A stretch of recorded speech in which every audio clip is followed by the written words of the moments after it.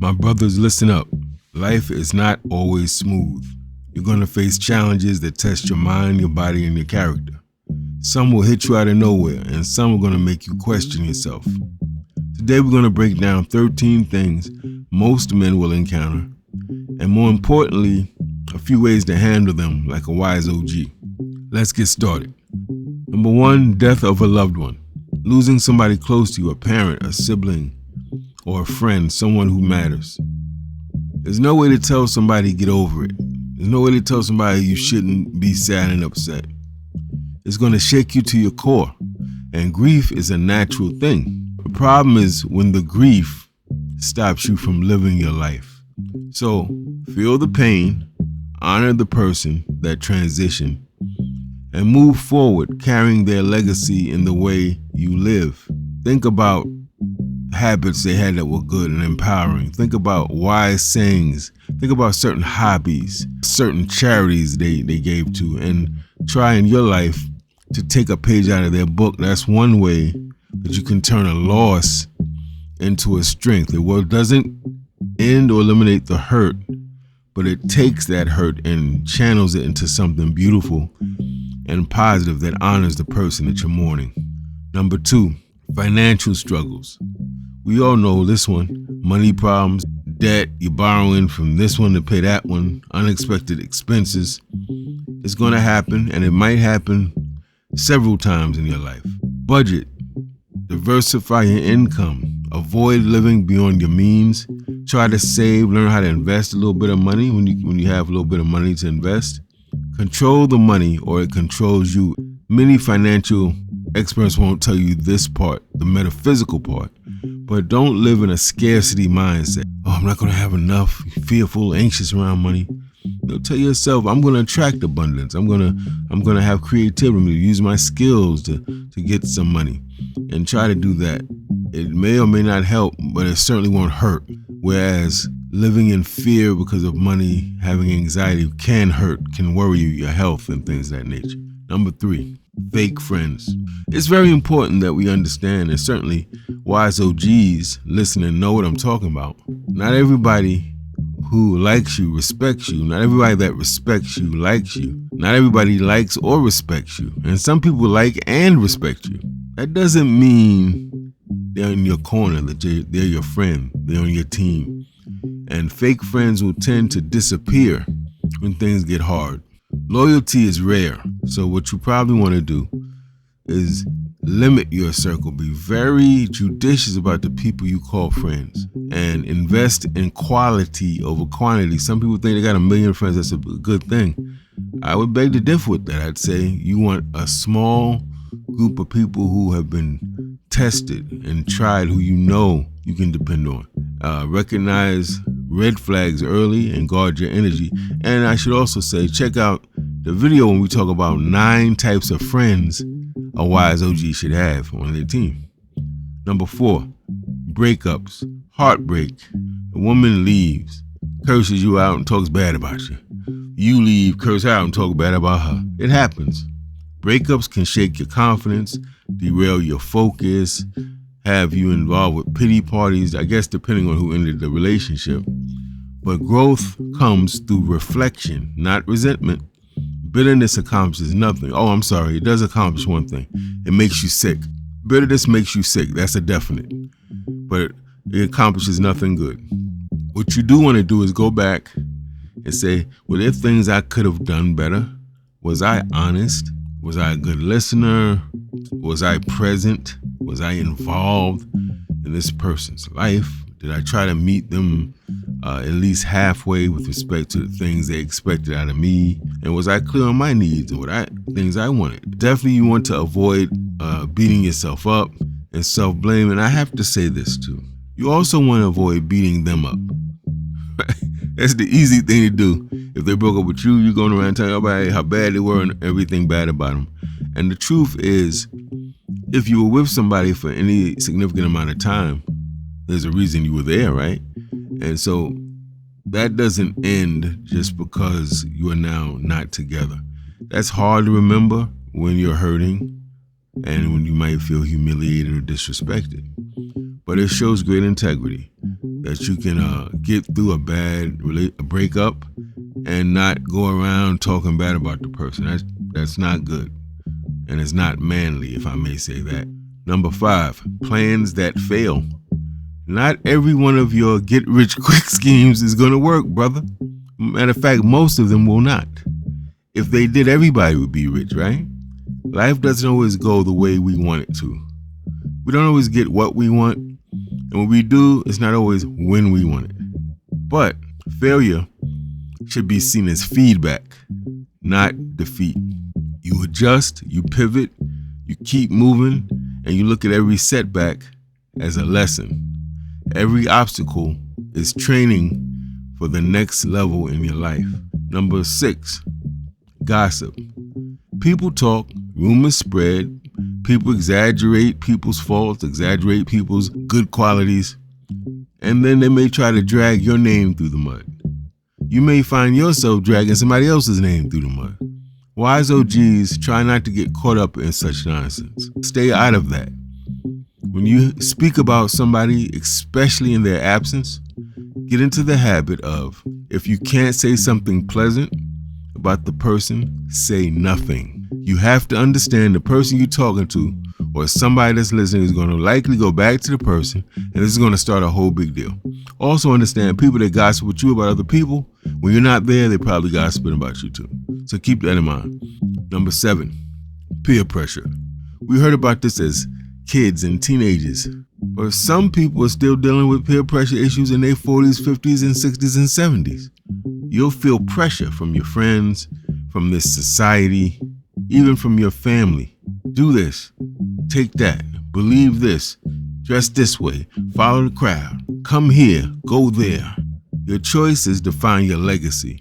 In fact, your life is a culmination of your choices.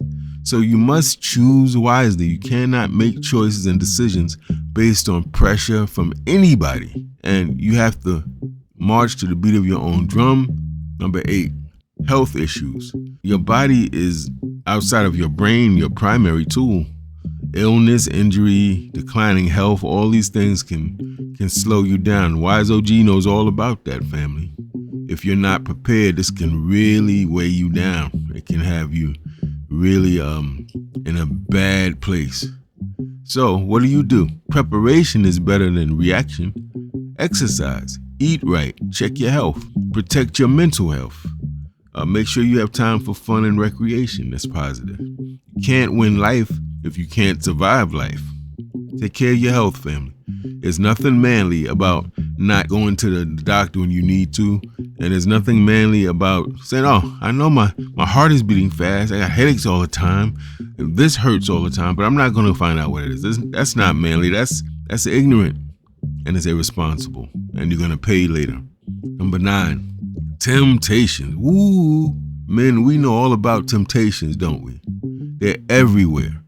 If you are halfway decent looking, brother, if you brush your teeth and your breath don't stink, your clothes are decent, you got a little bit of conversation, you're going to attract women. If you're upset, bitter, disappointed, rejected, you might be tempted to drown your pain in alcohol, and drown your pain in the club, and drown your pain in drugs, hanging out with your friends all day, every day, doing nothing that's constructive, or taking these shortcuts. All of these temptations will derail you. Self-control and discipline and the ability to think about something but say, no, I'm not doing that. So if I do that, I'm going to ruin my relationship, ruin my life, ruin my health, ruin my money. That's what separates the men from the boys, family. That level of self-control. And remember, if it's not something that really appeals to you, it's not a temptation. If you don't eat pork, a pork chop don't tempt you, does it? But a woman that meets your preferences might tempt you. A recreational drug you use that you like might tempt you when you're feeling upset. So you have to be able to set boundaries. You have to actually anticipate things will trigger you to want to do some of these things. You should actually write these down. What things trigger me? Well, when I'm really hungry, I want to smoke cigarettes. When I'm really sad, I want to get high. Or when I'm anxious and we get into a club and I'm shy and this helps me relax. Alcohol helps me to relax and be loose, and my game is tight when I'm drunk. Identify those triggers And I would suggest that you replace the potentially destructive habits with ones that are more productive. Remember, every time you say no to a temptation, it makes you stronger.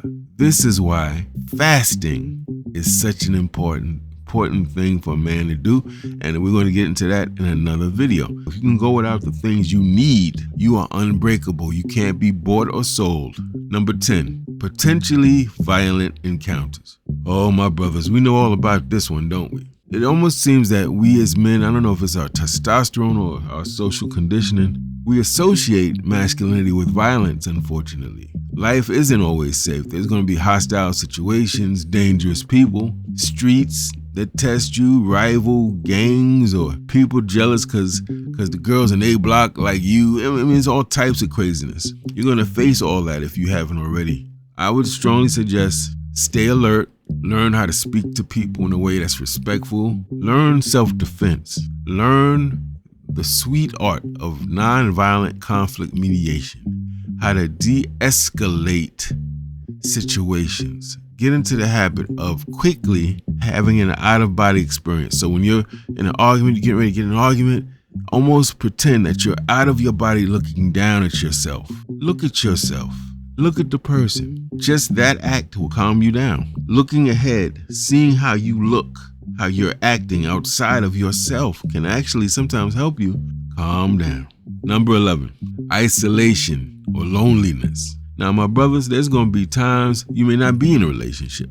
You may have a group of friends, but they doing something else and you doing something else. You may have a new job, you can't hang out, or you're doing whatever you're doing that requires that you kind of not be out as much, right? And you're going to feel alone. You may feel unsupported. You will often feel misunderstood, and you will sometimes feel disconnected. That's part of being a man. That's part of being a human being sometimes. Build your brotherhood tribe. If you're an older brother and you're a wise OG yourself, mentor younger brothers.